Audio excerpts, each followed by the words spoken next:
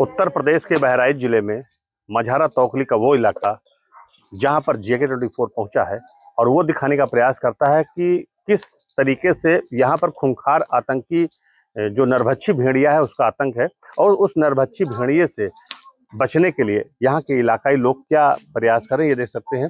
पीछे मचान बनी हुई है, ऐसे यहाँ पर सैकड़ों की संख्या में मचान बनी हुई है और मकान छोड़कर लोग मचान पर रहने को विवश हैं और उसी मचान से निगरानी करते हैं स्थानीय स्तर पर कैसे सुरक्षा प्रदान कर सकते हैं। सरकार ने जो व्यवस्था की है, मुख्यमंत्री ने जो निर्देश दिए थे, उसके बावजूद भी यहाँ पर प्रशासनिक तंत्र विफल हुआ है और आप देख सकते हैं किस तरीके से ये लोग सुरक्षा के लिए तैनात हैं यहाँ पर और अपनी सुरक्षा स्वयं कर रहे हैं। अपनी सुरक्षा स्वयं करने के लिए इनके हाथ में लाठी, डंडे, बल्ची ये सब चीज रखें। दादा से बात करते हैं, रात में कहाँ रहते हैं? दादा, रात में कहाँ रहते हैं आप? जी, अटिया पर रहते हैं हम, मचान पर। ये किस लिए बनाया गया है? जी, भेड़िया के लिए। तो भेड़िया क्या करता है? भेड़िया जी हमको सबको हमला करता है, काटते हैं।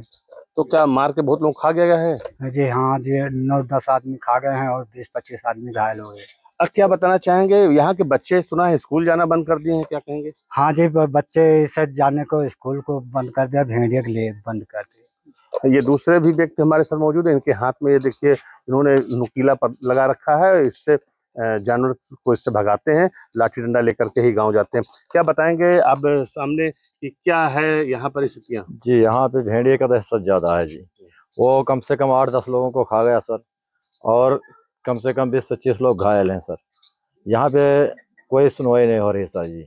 यहाँ पे सुनवाई हो, भेड़िया के लिए सुरक्षा हो, इनको पाबंद किया जाए, जनता को शांति मिल जाए। स्कूल बच्चे नहीं जा रहे हैं, सुना है? जी, स्कूल बच्चे नहीं जा रहे हैं और लकड़ बघे के दहशत से लोग नहीं जा रहे हैं सर। तो कहाँ, ये कितने इलाकों में दहशत है यहाँ पर? यहाँ कम से कम ये पूरे मझारा में दहशत है सर जी। कितने बच्चों को मार के खा गया होगा? कम से कम 10-12 लोग को खा गया है, 20-25 लोग घायल हो चुके हैं सर। तो यहाँ पर रहते रात में कैसे बिताते हैं आप? रात में सर जी अपना लाठी डंडे के साथ में रहते हैं, देखभाल रखते हैं। महिलाएं भी सुना है पुरुषों के साथ यहाँ पर जाती हैं? महिला भी पुरुष के साथ जाती हैं, क्या करें, दहशत रहता है, डर रहता है उसका, इस करके महिला भी। यहाँ शौचालय नहीं है गाँव में? शौचालय नहीं है जी, यहाँ पे आवास नहीं है सर जी, यहाँ पे कोई रास्ता नहीं बनी है सर जी। सरकार से क्या चाहते हैं? सरकार से सर यही चाहते हैं कि यहाँ पे रास्ता बनवा दे और यहाँ पे भेड़िया दहशत है। अगर वो मारा नहीं गया या पकड़ा नहीं गया तो कब क्या करेगा?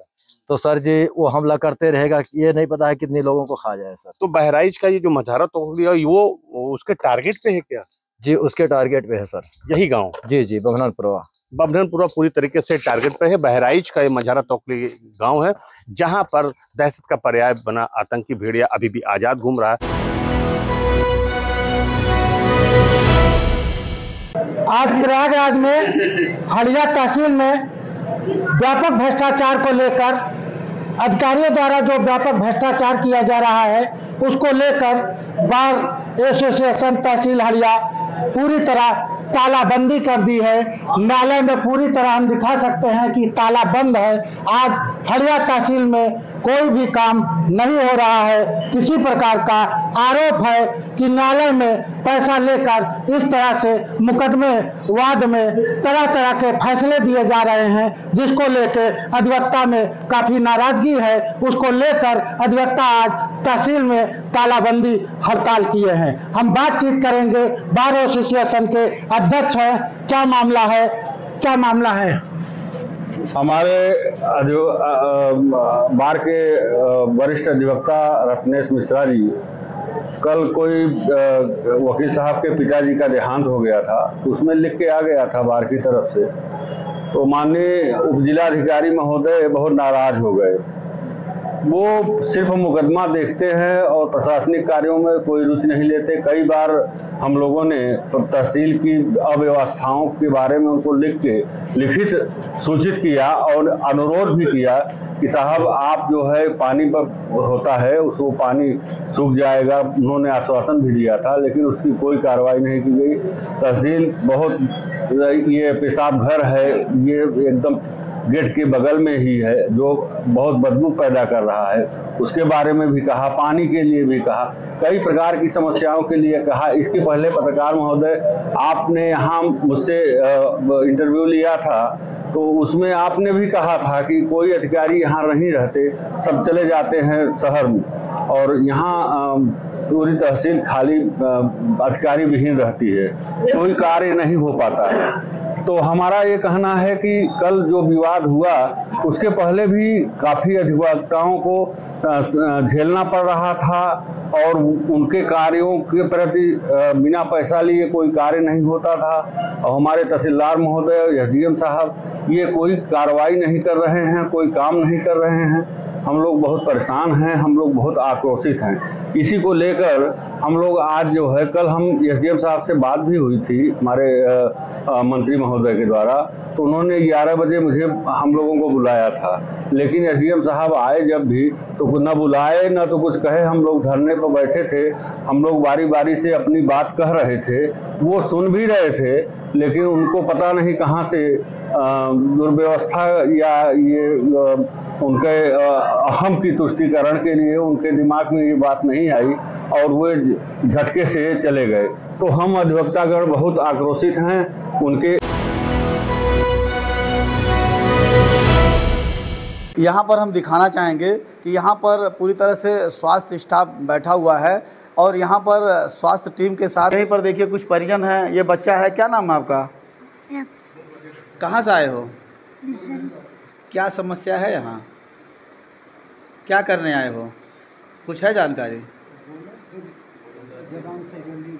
देखिए ये बच्चा ज़बान से बोल नहीं सकता है, लेकिन इसकी जो स्थिति है ये कुछ बोलने का प्रयास कर रहा था। इनके परिजन हैं, हम बात करेंगे। क्या नाम है आपका? अशोक राय। कहाँ से आए हैं? बिलौहा से। अच्छा, जो इस कैंप में आए हैं, इस कैंप से आपको क्या लाभ मिल रहा है? वो ये दिखाने के लिए आए हैं कि भाई यही समस्या है। तो कुछ यहाँ मिलेगा आपको?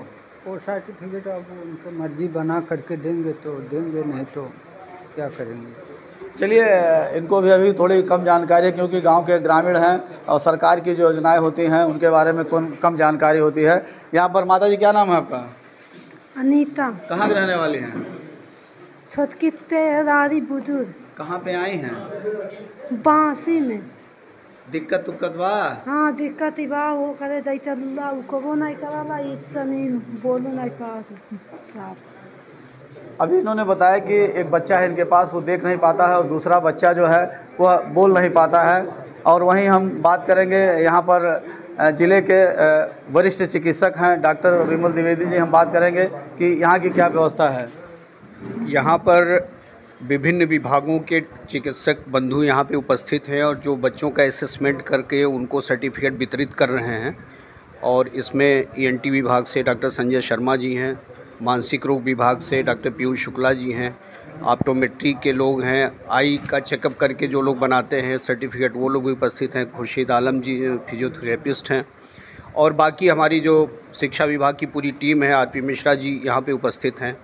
और सबसे अच्छी बात यह है कि ये बच्चे जो प्रत्येक सोमवार को जिला मुख्यालय पे कैंप लगता है तो वहाँ पे दौड़ करके जाना पड़ता था, इस कैंप के माध्यम से उनको लाभ मिल रहा है कि वो अपने अपने ब्लॉक के BRCs पे पहुँच करके वो अपने सर्टिफिकेट को प्राप्त कर रहे हैं और उनका असेसमेंट प्रॉपर तरीके से हो जा रहा है। तो ये हमारी विशेषज्ञ टीम पूरी यहाँ पे उपस्थित है जो अपना कार्य बहुत ही संपूर्ण ढंग से और समर्पित भाव से कर रही है और बच्चों को और उनके गार्जियंस को लाभ भी हो रहा है क्योंकि उनको दौड़ना नहीं पड़ रहा है। और ये बहुत ही अच्छा कार्यक्रम इस तरह का आयोजित हुआ जो 18 तारीख तक चलेगा, पूरे ज़िले में चलेगा, विभिन्न ब्लॉकों में चलेगा। देखिए, अभी हमने बात की यहाँ पर वरिष्ठ चिकित्सक थे डॉक्टर विमल द्विवेदी जी, उन्होंने सीधे तौर पे कहा कि जो कैंप जो है ज़िले पर जो दौड़ के जाना पड़ता था और इसीलिए जो है ब्लॉक स्तरीय कैंप लगाया गया है जिससे जो दिव्यांगजन हैं उनके परिजन और उनको राहत मिल सके। कृपा शंकर भट्ट, JK 24/7, सिद्धार्थनगर।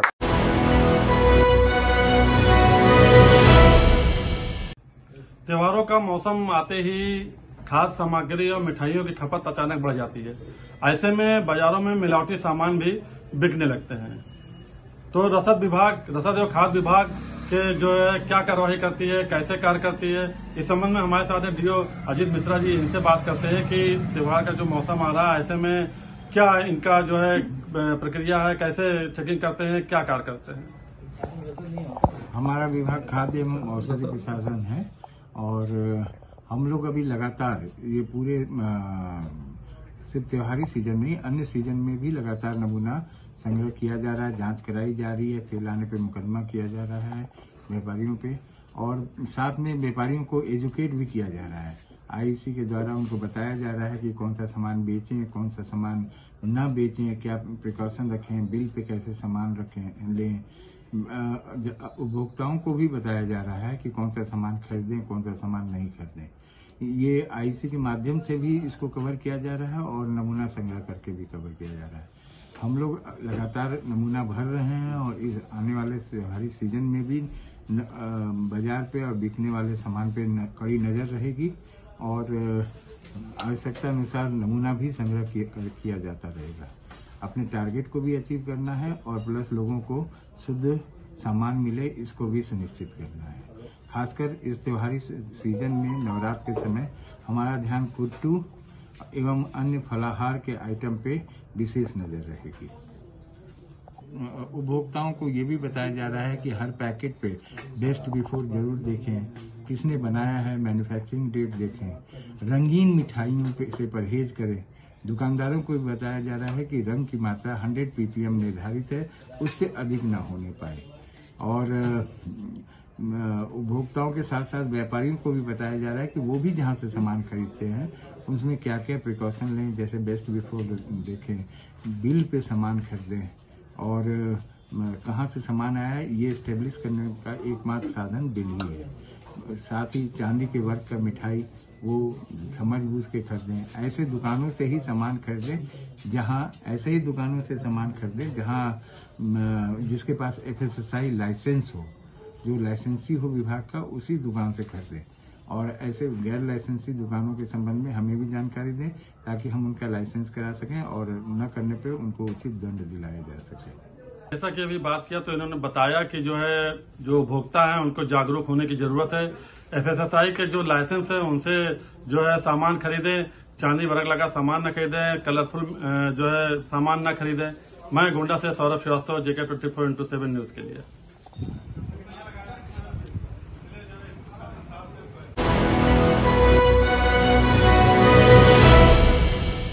गाजीपुर के जमाने मौजूद हूँ। दरअसल बताऊँ तो मानव धर्म का प्रचार के लिए आज झांकियाँ निकाली गई है। जिस तरह से देखा जा सकता है कि हमारे तस्वीरें देख सकते हैं, हमारे कैमरामैन आपको दिखा देंगे। गुरु जी की सत्संग में पहले झांकियाँ निकाली गई है। ये तस्वीरें कहीं ना कहीं ये बयां करती हैं कि जिस तरह से देखा उपस्थित मंच पर जितने भी विद्वान लोग हैं, काफी जोर शोर से कई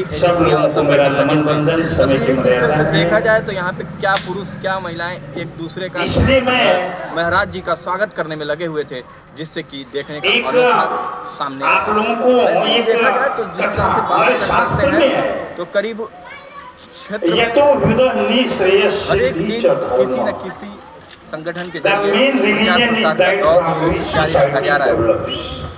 ऐसे में हमारे बीच में एक व्यक्ति हैं जो कि यहाँ पर समाज का विकास होता है कि आज ये क्या संस्था है, हमारे पूज्य गुरुदेव बाबा गंगाराम दास जी परमहंस जी के जो विचार हैं उनके प्रचार प्रसार के लिए कार्य कर रही है। उसी संदर्भ में हम लोग प्रवास करते हैं, आगे आ रहे हैं। आज यहाँ पे क्या हो रहा है? ये आज ये मानव धर्म प्रसार के हमारे सूत्र हैं, सत्य न्याय धर्म, और कुछ भी बनने से पहले मानव बनो, मानव एक जाति और मानवता एकमात्र धर्म। इन्हीं विचारों को लोगों तक पहुंचाने का एक उपक्रम है, उसी के अंदर ये कार्यक्रम रखा हुआ है और आज हम इसीलिए यहाँ पर इकट्ठा हुए। ऐसे में इसमें जिस तरह से महिलाएं और पुरुष और वैसे भी बीच में देखा गया झांकियाँ और उसके बाद स्वागत, ये चीज़ किस तरह का क्या प्रकार था इसका?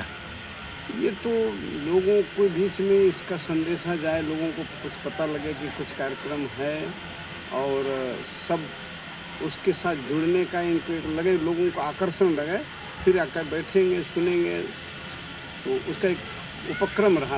वैसे भी बता दूं कि एक साथ में हमारे व्यक्ति हैं, वो बताएंगे कि ये क्या हो रहा है और किस तरह से करीब बताया जा रहा है। सदगुरु भगवान महाराज की चलाई हुई संस्था मानव धर्म प्रसार समाज संस्था का यह वार्षिक सम्मेलन हो रहा है, जो यह अनवरत 39 साल से चल रहा है। यह 5वां दिन आज अंतिम दिन है, जिसमें संत श्री गंगाराम दास जी महाराज जी के परम शिष्य संत श्री राजेंद्र दास जी महाराज जो आज मानव धर्म के अध्यक्ष हैं वो पधार चुके हैं। ऐसे में आपने देखा कि एक व्यक्ति थे हमारे साथ में, उन्होंने बताया कि ये किस तरह की कार्यक्रम है और किस तरह से हो रहा है। बताते चले कि किस तरह से कि ये आदर्श रामलीला कमेटी रघुनाथपुर के द्वारा हो रहा है और इस तरह से हर वर्ष इसके कार्यक्रम को किया जाता है। कैमरा पर्सन अनिल के साथ विकास शर्मा, JK24 के लिए गाजीपुर।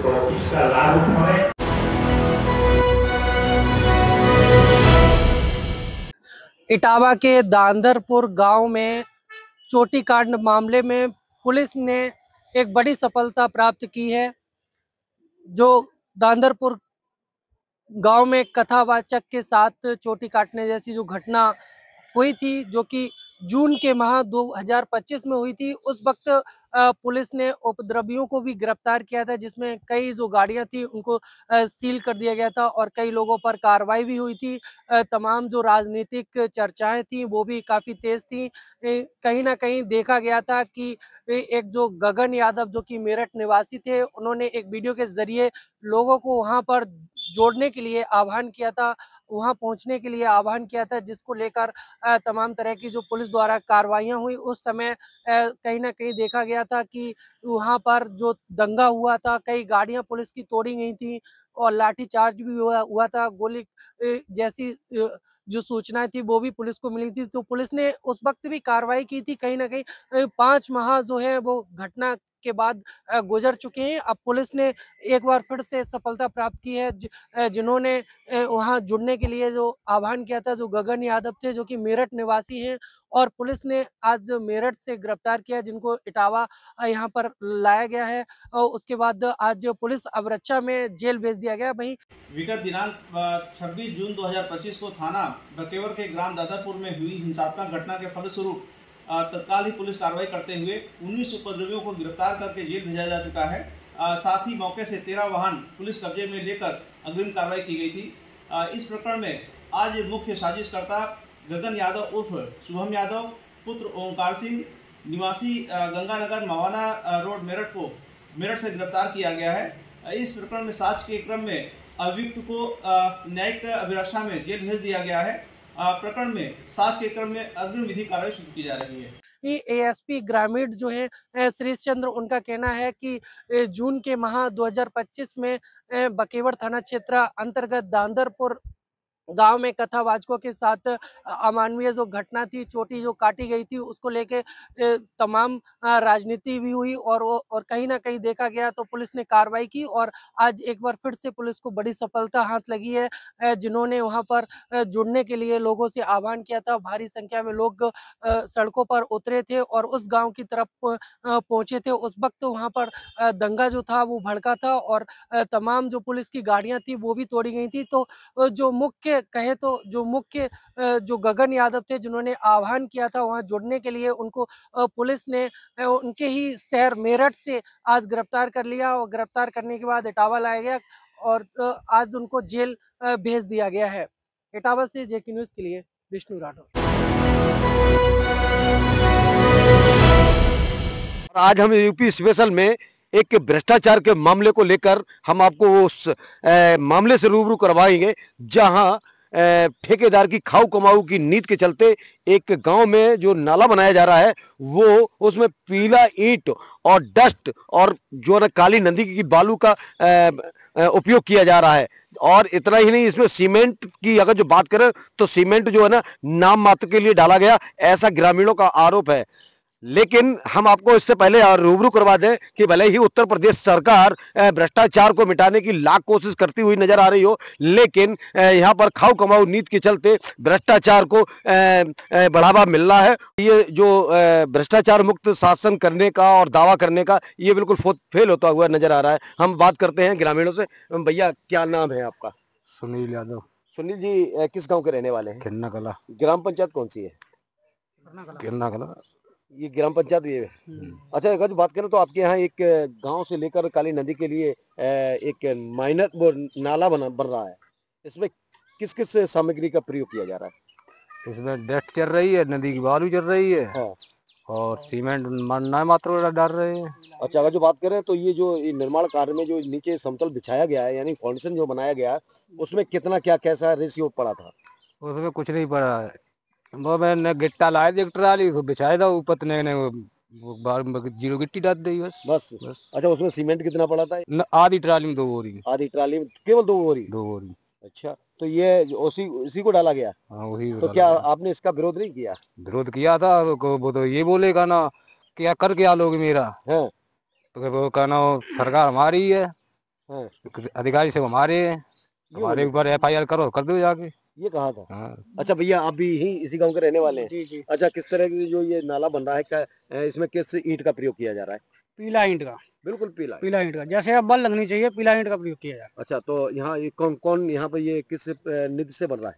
ब्लॉक निधि से। ब्लॉक निधि से यानी कि ब्लॉक प्रमुख को बनवा रहे हैं। तो इसमें क्या इसमें जो ईंट लगी है वो क्या अव्वल नंबर की है या कैसी है? पीला ईंट है, घटिया है, बिल्कुल घटिया है। बिल्कुल घटिया है। अच्छा, और कैसे चिनाई हुई है?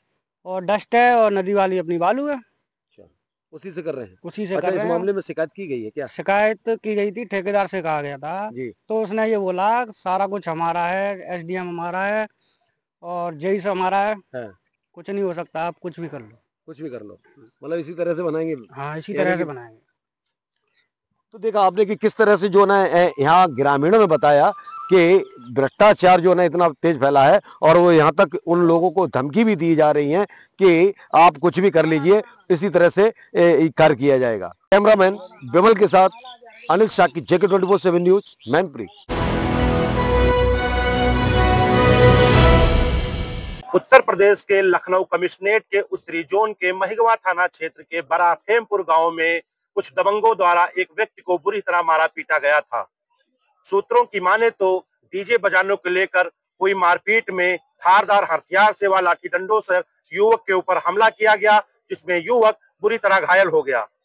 युवक मुन्ना लाल गौतम काफी गंभीर रूप से उसी मारपीट में घायल हो गए और पुलिस ने हल्की धाराओं में मुकदमा दर्ज कर मामले को शांत करा दिया। वहीं परिजनों का आरोप है कि मृतक अस्पताल में भर्ती था और इलाज के दौरान उसकी मौत हो गई, जहां पर परिजनों ने गुस्सा में जो रोड है पहाड़पुर उसको जाम कर दिया और यहाँ पर काफी जो भीड़ है वो आपको कैमरे के पीछे दिख रही होगी। जो पुलिस प्रशासन है लगातार यहाँ पर सक्रिय है कि किसी प्रकार की अनहोनी ना हो पाए।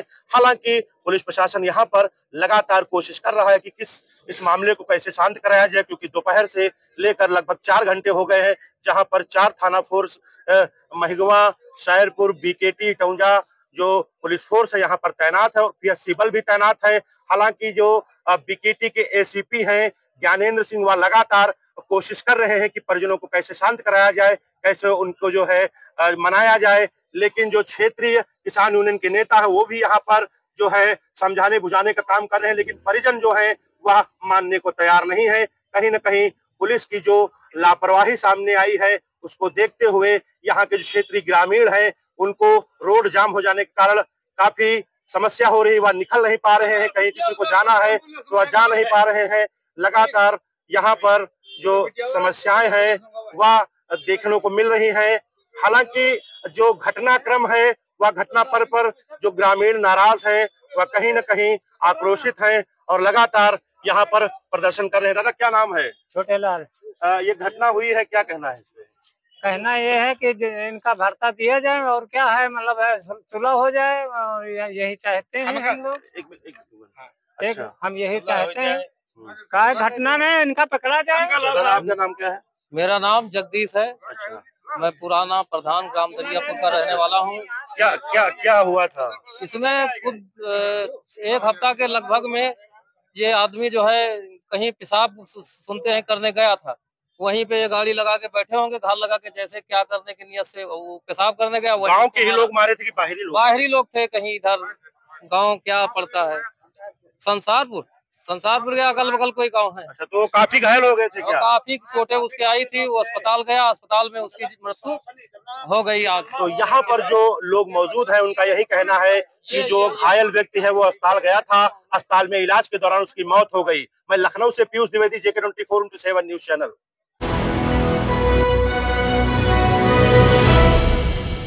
हम आपको आज यूपी स्पेशल खबर में ले चलते हैं आज माननीय मुख्यमंत्री योगी आदित्यनाथ ने पंचायती राज विभाग की समीक्षा बैठक करते हुए ग्राम पंचायतों को स्वावलंबी बनाने के लिए, आत्मनिर्भर भारत को मजबूत करने के लिए ग्राम पंचायतों का सशक्त होना जरूरी बताते हुए ग्राम प्रधानों को सशक्त बनाया जाए। लगातार अधिकारियों को बैठक में निर्देश जारी कर दिए गए हैं कि ग्राम पंचायतों में जो मानचित्र बनेंगे और जिला पंचायत में ऐसे अधिकारी की तैनाती की जाए जो आर्किटेक्ट हों, इंजीनियर हों, सिविल इंजीनियर, जो मानचित्र जो गांव स्तर पे, जो पंचायत स्तर पे जो विकास प्राधिकरण है उसी तर्ज पर जिला पंचायत में भी मानचित्र बनाए जाएं।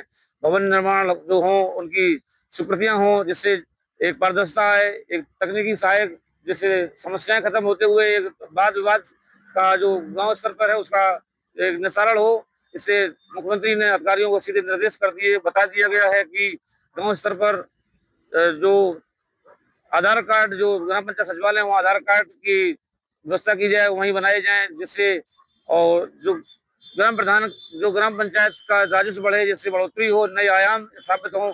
जब ग्राम पंचायतें एक इकाइयां नहीं है, ये भारत के विकास की आत्मा है। मुख्यमंत्री ने साफ कह दिया है कि ग्राम पंचायतों को विकास को आगे बढ़ाने के लिए प्रतिबद्ध होते हुए अधिकारी ऐसी कार्य योजना बनाए जिससे ग्राम पंचायतें मजबूत हों, उनकी स्वावलंबन, आत्मनिर्भरता, तकनीकी सहायक, पारदर्शिता, ऐसी सुविधाओं को देखते हुए चयन करके ऐसे लोगों, ऐसी भारत एक प्रगत और आत्मनिर्भर बने, जिससे ग्राम पंचायतों को ताकत मिले और उत्तम प्रदेश बने। मुख्यमंत्री जी योगी आदित्यनाथ ने आज बैठक करते हुए जो समीक्षा बैठक की है पंचायत राज विभाग की, उसमें एक बड़ा मामला जो निकल कर सामने आया है कि ग्राम प्रधानों को ताकत देते हुए पंचायतों को स्वावलंबी बनाया जाए, पारदर्शिता की सहायक तकनीकी देखते हुए उनको तरक्की की जाए और ग्राम जो उनका राजस्व है और जो तालाब हैं, पोखर हैं, इनके समय रहते नवीनीकरण करके पट्टा किया जाए, जिससे जो पैसा मिले वो हर घर नल योजना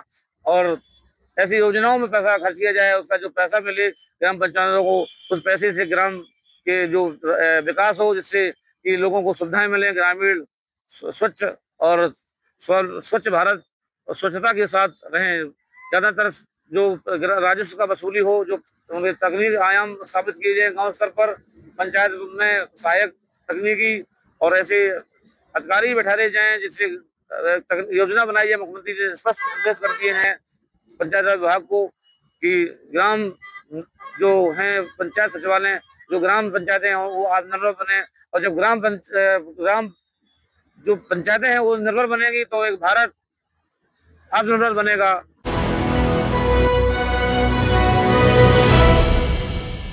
त्योहारों के मद्देनजर रखते हुए बस्ती पुलिस इसमें हाई अलर्ट मोड पे दिखाई दे रही है और कहीं ना कहीं देखा जा सकता है जैसे कि दीपावली का त्योहार जो है अब बिल्कुल पास में है। ऐसे में बस्ती पुलिस मुखबिरों के सूचना पर अवैध कारोबारियों के खिलाफ कार्रवाई करना शुरू कर दी है। ऐसे में हरैया सर्किल के परशुरामपुर थाना क्षेत्र में एक मुखबिर की सूचना पर स्वाट टीम और परशुरामपुर पुलिस ने ताबड़तोड़ कार्रवाई करते हुए एक जगदीशपुर में अवैध रूप से गोदाम था, उसमें अवैध रूप से पटाखे रखे गए थे, जहां पर पुलिस ने ताबड़तोड़ छापेमारी की और छापेमारी में एक व्यक्ति को गिरफ्तार किया। गिरफ्तार करने के बाद 51 पेटी अवैध रूप से रखे गए पटाखों को जब्त किया और कहीं न कहीं पुलिस जो है अब वो फुल दीपावली के त्योहारों को देखते हुए फुल एक्शन मोड में दिखाई दे रही है और जगह जगह पर छापेमारी हो रही है। बिना रजिस्ट्रेशन के किसी भी पटाखों को अब किसी भी दुकानदार को बेचने नहीं दिया जाएगा। जो लोग पहले से पटाखों को एकत्रित करके गोदामों में लुकवा करके रखे हुए थे, मुखबिर की सूचना पे उस पर भी बस्ती पुलिस ताबड़तोड़ कार्रवाई कर रही है। ऐसे में जो 51 पेटी पटाखे पकड़े गए हैं जगदीशपुर एक गोदाम में, वहाँ पर एक बहुत भारी मात्रा में जखीरा अवैध पटाखों का मिला हुआ है और उसमें एक व्यक्ति की गिरफ्तारी पुलिस ने की भी है। और कहीं न कहीं देखा जा सकता है जिस तरीके से सीओ संजय सिंह के कुशल नेतृत्व में ये छापेमारी की गई है, वो कहीं न कहीं एक बहुत बड़ा काम बस्ती पुलिस ने किया है और अवैध पटाखों के जो ये गोदाम है उसमें छापेमारी करके 51 पेटी अवैध पटाखों को उसने अपने गिरफ्त में लिया है। अब देखने वाली बात होगी जिस तरीके से दीपावली का त्योहार है और दुकानदार बिना रजिस्ट्रेशन के या बिना लाइसेंस के अवैध पटाखों को बेचने का कार्य करते हैं, लुकवा करके उसको अन्य जगह रखे होते हैं। ऐसे में पुलिस प्रशासन अब इन लोगों के खिलाफ, ऐसे कारोबारियों के खिलाफ अब कठिन सघन चेकिंग लगाया हुई है और ऐसे कारोबारियों में अब कहीं ना कहीं खलबली मच गई रही है। पुलिस प्रशासन के इस कार्य को देखते हुए कहीं न कहीं आप देख सकते हैं पुलिस प्रशासन ये कार्य कर रही है। ऐसे में अवैध कारोबारियों में खलबली मची हुई है। अब कहीं न कहीं देखा जा सकता है जिस तरीके से बस्ती पुलिस प्रशासन, चाहे उड़दौली हो, चाहे कलवारी हो, चाहे हरैया हो और चाहे सदर हो, हर जगह पर अब छापेमारी कर रही है। छापेमारी में जो भी सामान बरामद हो रहे हैं उनको जब्त कर रही है और हिदायत दे रही है, नसीहत दे रही है, जागरूक कर रही है कि अवैध रूप से किसी भी जगह पे अब पटाखे नहीं बेचे जाएंगे, ना किसी का रजिस्ट्रेशन होगा, ना कोई इस तरीके से अवैध गोदामों में उन पटाखों को रखेगा। अब देखने वाली बात होगी कि